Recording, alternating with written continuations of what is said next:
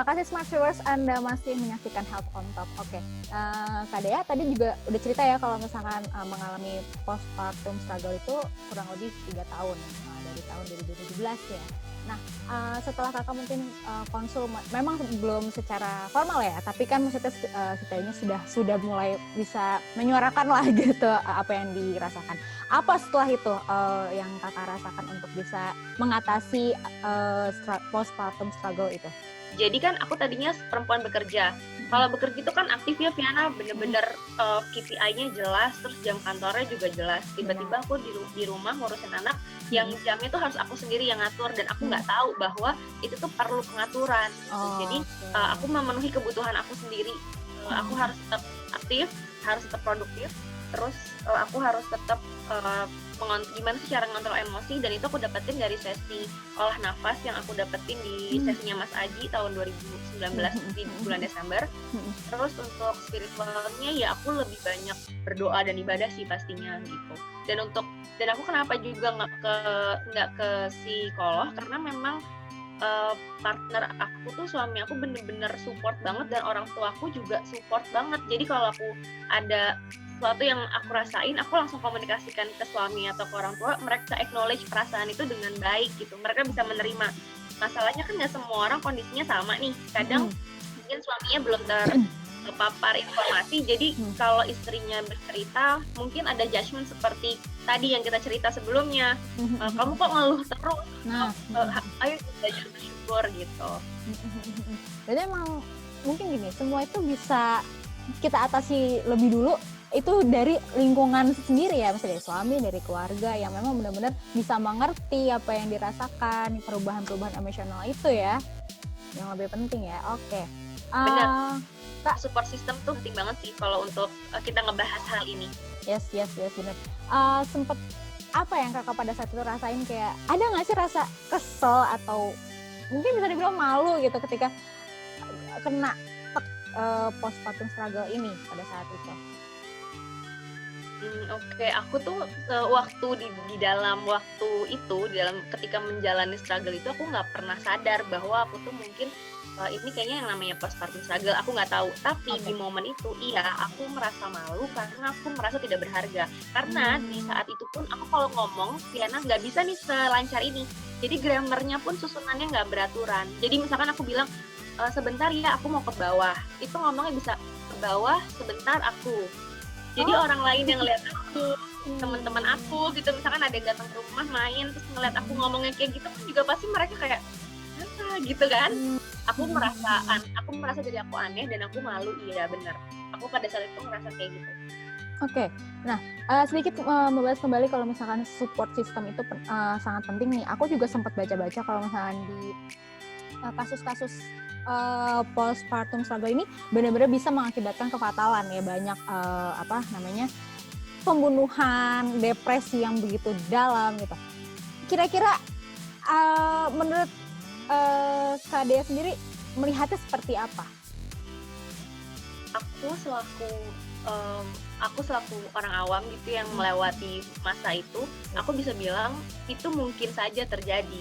Aku kan bukan tenaga profesional ya Viana, tapi sebagai orang yang melewati fase itu bisa aja terjadi. Makanya di Sadar Ibu tuh kami ingin benar-benar menyajikan informasi dan edukasi supaya kalau teman-teman tahu lebih dulu nih sebelum melahirkan atau sebelum menikah, tahu informasinya terlebih dahulu, bisa jadi itu menekan kemungkinan untuk melakukan hal-hal tersebut gitu. Dan kalau support sistemnya juga tahu, teredukasi dan punya informasi yang cukup, itu juga bisa menggandeng teman-teman yang baru melahirkan atau teman-teman yang mungkin lagi mentalnya lagi nggak fit gitu, kondisi emosinya nggak fit, itu bisa dirangkul dan bisa menekan kemungkinan kayak gitu kejadian kayak gitu.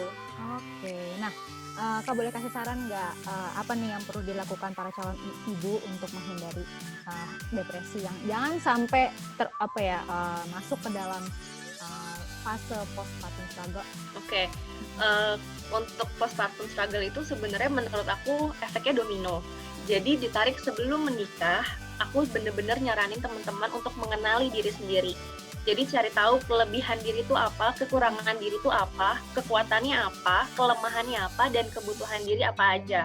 Kalau sudah tahu, dikomunikasikan ke pasangannya, kemudian gimana pasangannya akan terima atau enggak. Begitu juga kalau bisa teman-teman yang perempuan tanya juga nih pasangannya hal yang serupa, sebenarnya kamu sukanya apa, terus nggak sukanya apa gitu. Jadi terjalin komunikasi. Kalau nanti teman-teman sudah berada di dalam pernikahan dan sudah melahirkan, nah aku cuma mau bilang bahwa teman-teman kalau capek itu tuh wajar banget dan itu normal, dan apa yang udah teman-teman lewatin itu tuh udah keren banget. Jadi aku pengen teman-teman supaya bisa meminimalisir rasa lelahnya, coba 2 hal. Yang pertama itu cari kebutuhan dirinya apa dan belajar untuk memenuhinya. Contohnya kemarin itu aku tuh nggak sadar bahwa aku tuh suka banget ngobrol sama orang dan suka nulis. Aku nggak tahu bahwa dengan menulis blog itu adalah pemenuhan kebutuhan diri gitu. Jadi kan ada orang kalau melakukan, misalkan dia bikin podcast atau bikin blog gitu ya, mungkin ada yang nanya, emang ada yang baca, emang ada yang dengar? Kembaliin lagi ke kebutuhan diri. Jadi bikin sesuatu itu bukan supaya orang lihat, tapi supaya kebutuhan dirinya terpenuhi. Gitu. Terus hal yang kedua adalah terbuka sama pertolongan. Kalau misalkan kira-kira teman-teman merasakan sesuatu dan kira-kira teman-teman nggak bisa handle sendiri, lihat sekelilingnya pertolongan apa yang bisa diberikan oleh sekelilingnya gitu. Jadi contoh misalkan tentang teman-teman, namanya ibu tuh kan selalu sibuk dengan kekhawatiran ya Viana, khawatir anaknya mungkin beratnya nggak cukup atau tingginya nggak cukup atau masa depannya gimana gitulah ya. Silahkan cari klinik tumbuh kembang anak dan konsultasikan hal tersebut. Jadi jangan dipusingin sendiri gitu. Oke, mungkin bisa aku simpulkan kalau misalkan support system itu sangat penting supaya bisa mengerti keadaan ya gitu. Dan mungkin sebagai yang mengalami nggak masalah, cerita aja gitu, karena dengan menyuarakan itu benar-benar bisa sedikit melegakan gitu ya. Jadi jangan dipendam sendiri.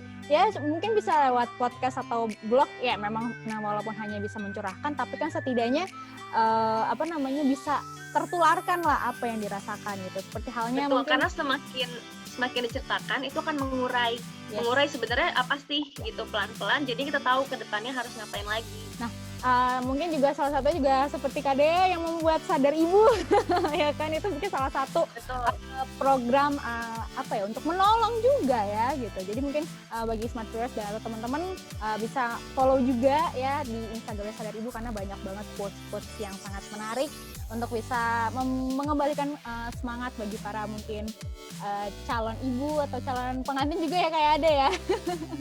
Betul bisa. Oke. Adea, terima kasih banyak atas informasinya. Sama-sama Viana, terima kasih. Karena ini cukup penting dan mungkin banyak awam yang belum tahu nih gitu ternyata bahwa ada loh postpartum struggle. Jadi sekali lagi terima kasih, sehat terus untuk Adea, salam untuk keluarga, semoga bahagia selalu. Oke. Sama-sama Viana, terima kasih. Terima kasih, dan akhir kata saya Viana Anita beserta petugas pamit undur diri. Terima kasih dan sampai jumpa.